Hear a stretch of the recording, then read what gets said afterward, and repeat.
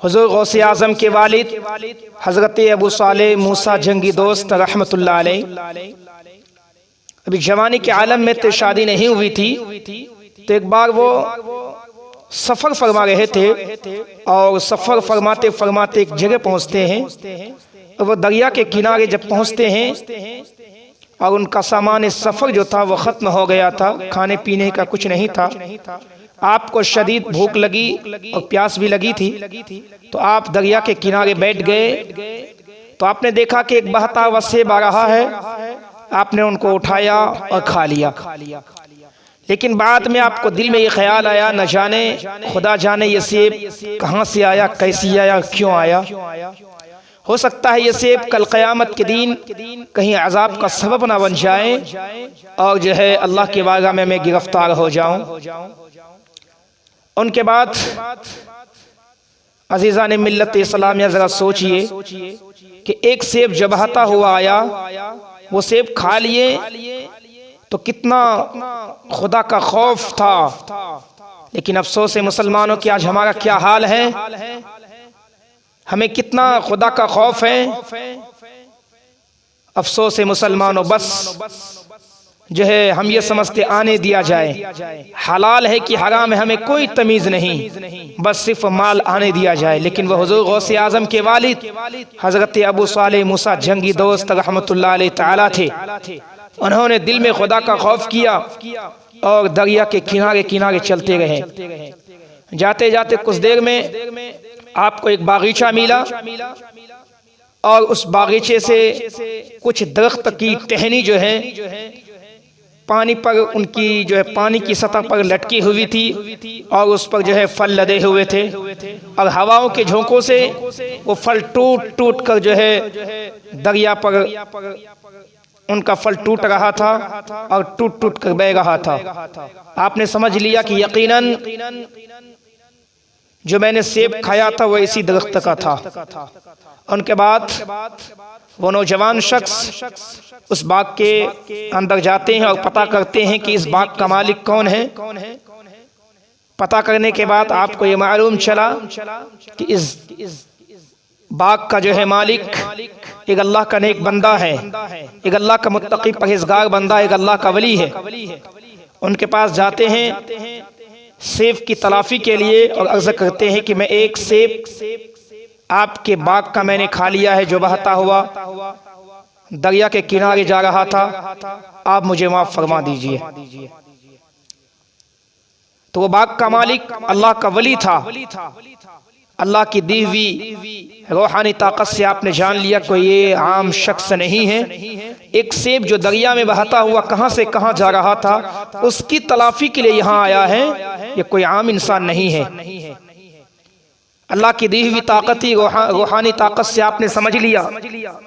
उनके बाद जो है का ठीक है मैं तुम्हें सेब की माफ़ी, सेब की तलाफी में तुझे दूंगा, लेकिन एक शर्त है। कहा क्या शर्त है? का शर्त यह है कि 10 साल तक मेरे बाग की देखभाल उनकी खिदमत करनी होगी। आप सोचे मुझे सेब की माफ़ी तो चाहिए, वरना कल क़यामत के दिन अल्लाह के बारगाह में गिरफ्तार हो गया और ये सेब अज़ाब का सबब बन गया तो क्या होगा। का ठीक है मुझे मंजूर है। तो हुज़ूर गौसे आज़म के वालिद हज़रत अबू सालेह मूसा जंगी दोस्त रहमतुल्लाह अलैह बाग की देखभाल करने लगे।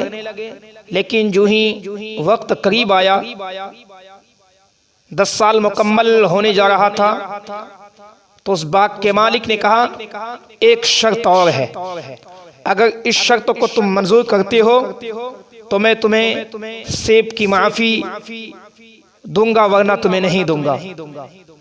का एक शर्त है। कहा एक शर्त और है, सुन ले, लेकिन वो शर्त को, शर्त यह है कि मेरे पास एक बेटी है, उनके अंदर 5 अयूब हैं। वो 5 ऐब ये हैं कि मेरी बेटी आंख से अंधी है, कान से बहरी है, मुंह से गुंगी है, पैर से अपाहिज है, हाथ से लूली है, उससे तुम्हें निकाह करना होगा। हुज़ूर गौसे आज़म के वालिद हज़रत अबू सालेह मूसा जंगी दोस्त रहमतुल्लाह अलैह हैरत में आ गए कि एक तरफ किसी के साथ जिंदगी निभाने का सवाल है, तो एक तरफ सेब की माफी का सवाल है, मैं करूं तो क्या करूं। वो कश्मकश में पड़ गए, करूं तो मैं क्या करूं। लेकिन बात में दिल में ख्याल आया, अरे ये जिंदगी तो फानी है, एक न एक दिन मुझे इस दुनिया से जाना होगा। ये जवानी तो चंद दिन की जवानी है, अल्लाह ने हमें पैदा किया है तो इस दुनिया से हमें जाना भी होगा।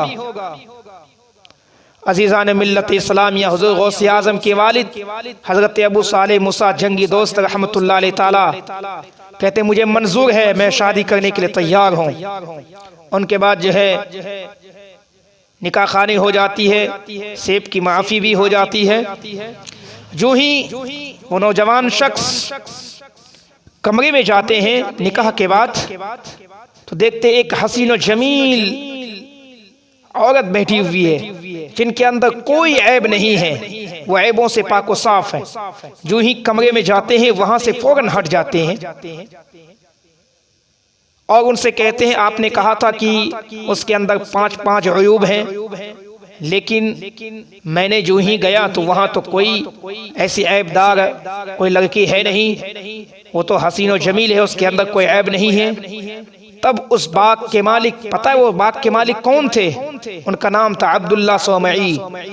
उन्होंने जवाब दिया, नौजवान सुन, मैंने जो कहा था कि मेरी बेटी के अंदर 5 अयूब हैं और मैंने कहा था कि जुबान से गूंगी है, मैंने इसलिए कहा था कि आज तक मेरी बेटी जुबान से कभी शरीयत मुस्तफा के खिलाफ कभी कुछ बोली नहीं है, जुबान से कोई बदकलामी नहीं की है। मैंने कहा था कि मेरी बेटी आंख से अंधी है, मैंने इसलिए कहा था कि मेरी बेटी आज तक कभी बुराई देखी नहीं है, आंख से कभी जिना नहीं की है। मैंने कहा था कि कान से मेरी बेटी गुंग जो है बहरी है, मैंने इसलिए कहा था कि मेरी बेटी आज तक कभी कोई बदकलामी सुनी नहीं है, कोई गलत चीज सुनी नहीं है। मैंने कहा था कि मेरी बेटी हाथ से लूली है, इसलिए कहा था कि मेरी बेटी कभी गुनाह की तरफ मेरी बेटी कभी हाथ बढ़ाई नहीं है। मैंने कहा था कि पैर से मेरी बेटी अपाहिज है, इसलिए कहा था कि मेरी बेटी कभी गुनाह के लिए कभी कदम को आगे नहीं बढ़ाई थी, मैंने इसलिए कहा था।